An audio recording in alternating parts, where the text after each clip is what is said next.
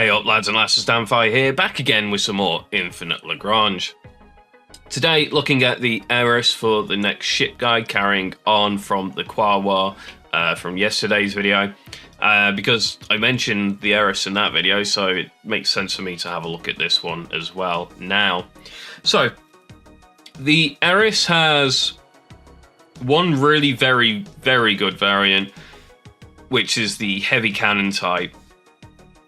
And the A-type and the C-type, the cannon type and the armor type, are less so impressive, with the C-type being genuinely not particularly great at all, in my opinion. But that being said, the armor does actually get quite a good amount of armor. It gets up to around cruiser levels, if I remember rightly. We'll have a look in a bit anyway. And it can tank, so there is that.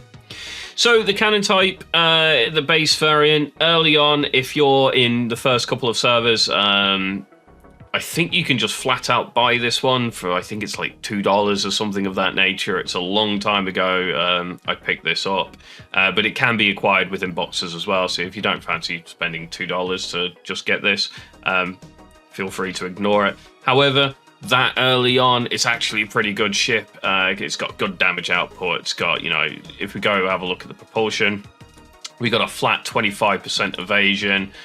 We can get evasive maneuvers, so you can increase evasion for 40% for 40 seconds, triggers once per battle.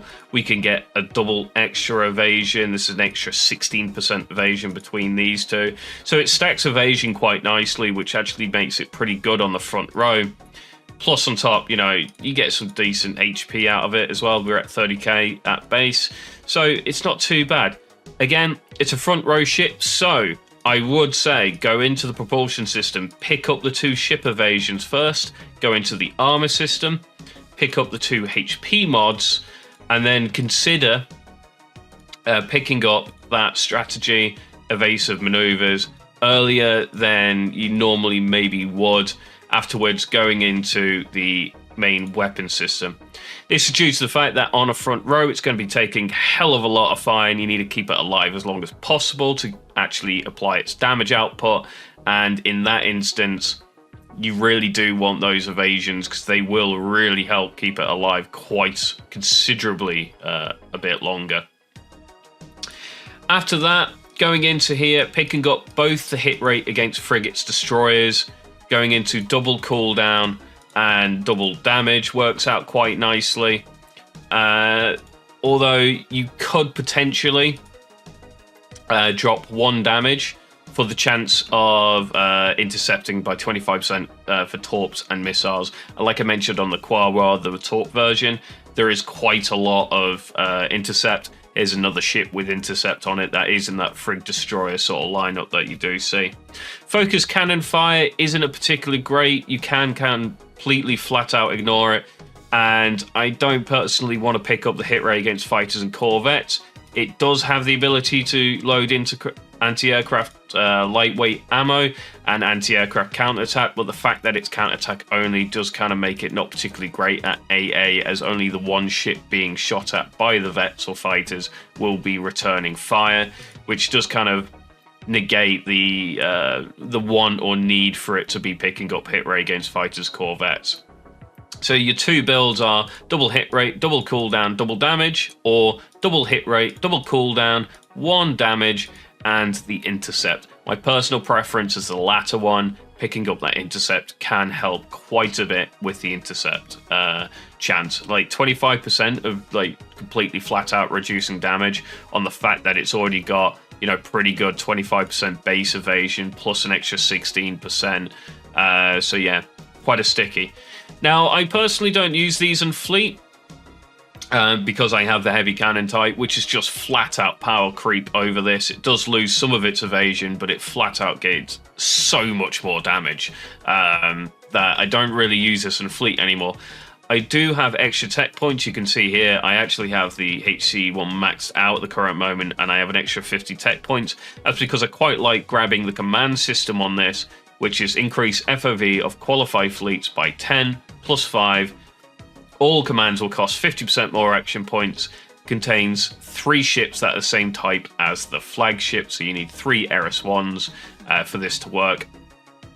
But yeah, picking this up will allow you to have, and once upgraded with 3 of them in a fleet, these have the same vision range as the mining outposts, which is actually really, really good. You can set these up around your base to give you an extended range of vision, allowing you to potentially, see fleets coming in to try and take your base out or anything of that nature. Somebody trying to sneak around a little bit, you can put these in chokeholds and, stop them being able to sneak their scouts around without you being able to see them. The uses of Cautious Warning and 3 Erises is, there's a lot of uses.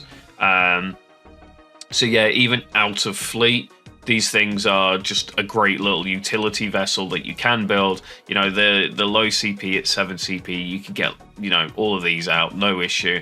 You get 9 of these out, and that's 3 fleets of 3 with extended vision range for you to, line up across a choke point on a map somewhere and just stop people being able to get through without you noticing them. So at least then something's there.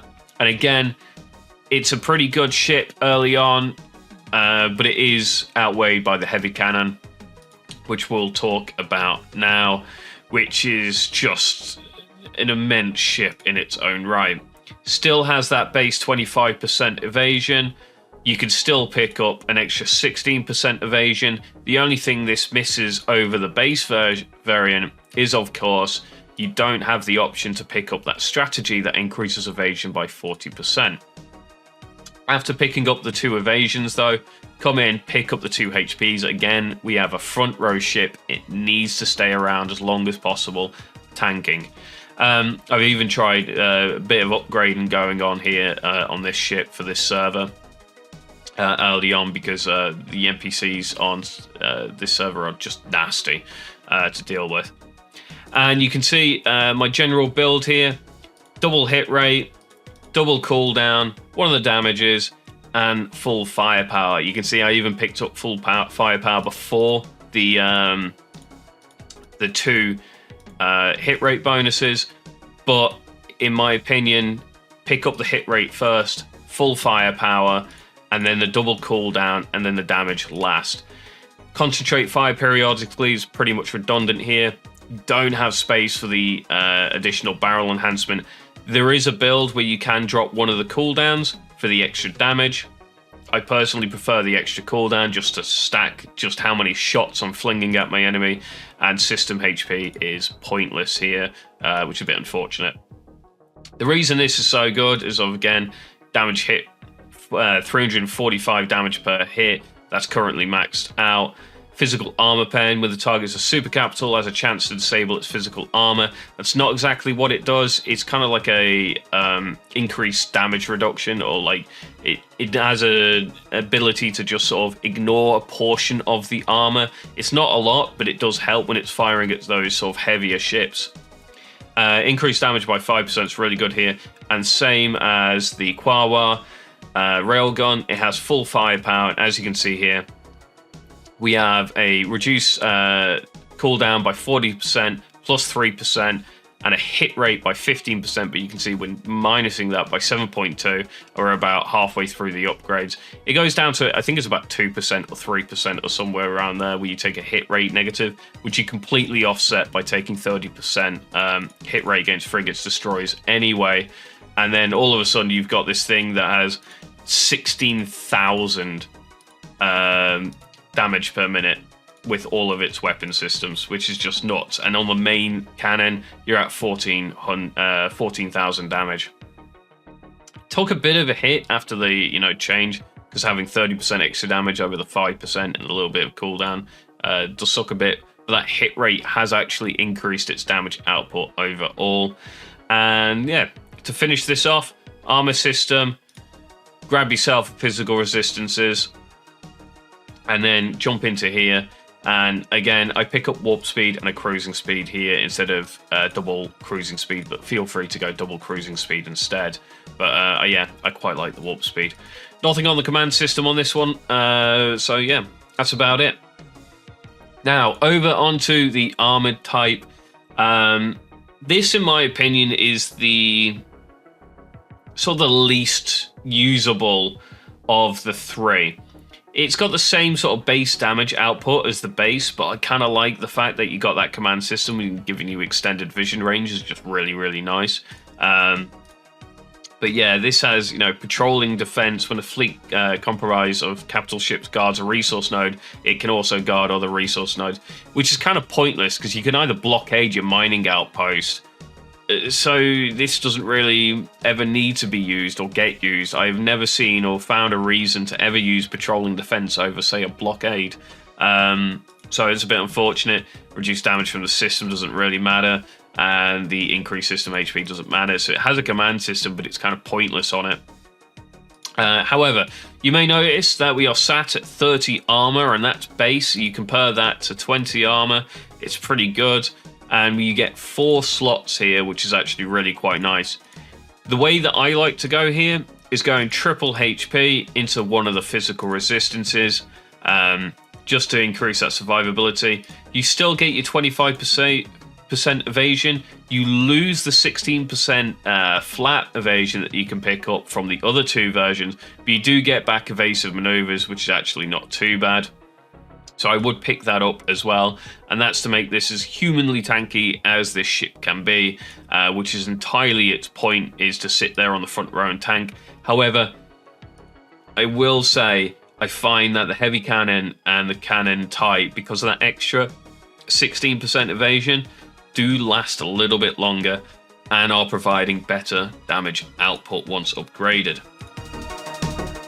You do have anti-aircraft support though on this, and it's actually okay. I'm not going to lie. It does okay at anti-aircraft support, and something to note is when it has the intercept for missiles and torpedoes, when the anti-aircraft support is triggered, it will also intercept missiles and torpedoes within the same row, not just counter-attack. So it's not too bad in the sense that you can use it to an extent as a row-wide AA, but there are just better things that do it for less CP, the Winged Hussar as an example. However, the Winged Hussar is nowhere near as tanky as this. In my opinion, I'd set this up more for AA, and that's mostly due to the fact that its actual damage output isn't particularly great for destroyers, frigates. It's okay. It's definitely usable, but you might as well use the base version for the increased evasion on it than using this. If you are setting this up slightly more AA, pick up the anti-aircraft support, pick up hit rate against fighters, corvettes, and then pick up one of the frigate destroyers' damage increases. This is when I pick up the intercept. And as you can see, you've only got 6 slots here. And if you go anti-aircraft, double hit rates, hit rate against fighters, hit rate against frigates, destroyers, because you will want one of those at least. And then picking up the radar enhancement to get the intercept and allow, with the strategy, allow row-wide intercept. You now got 2 slots left, which is a little bit unfortunate, and it puts you in a position where it's like, well, the best thing to do is go double cooldown. Yes, you could argue all cannon damage, but double cooldown is going to help a bit more against the hit rate for fighters and corvettes anyway, or 1 cooldown and 1 of the hit rates against the frigates and destroyers instead. I personally would go for the double cooldown. Just so when fighters and corvettes are attacking that front row, you've got this, there defending, which is actually not too bad. So yeah, after the armor system, again, you've used 3 slots already. Go into physical resistance, pick up the extra armor, and you have 2 slots left where I would go warp speed and a cruising speed. Ignore the command system entirely on this. It's just not worth picking up, in my opinion. So yeah, it is usable, and I have seen people who are low on ship blueprints and stuff use them as AA, but generally speaking, there are just better things in it. I mean, Winged Hussar AA is renowned in the game at the moment. It's 1 CP less than this costs as well. So yeah, it's kind of a little bit, unfortunately, pointless. Its tanking ability is okay, but again, I think the cannon type and the heavy cannon types tanks are perfectly reasonable, to be honest with you. So yeah. So that is the Eris. Hope you've enjoyed the video. Don't forget to like, comment, and subscribe. And I'll catch you next time.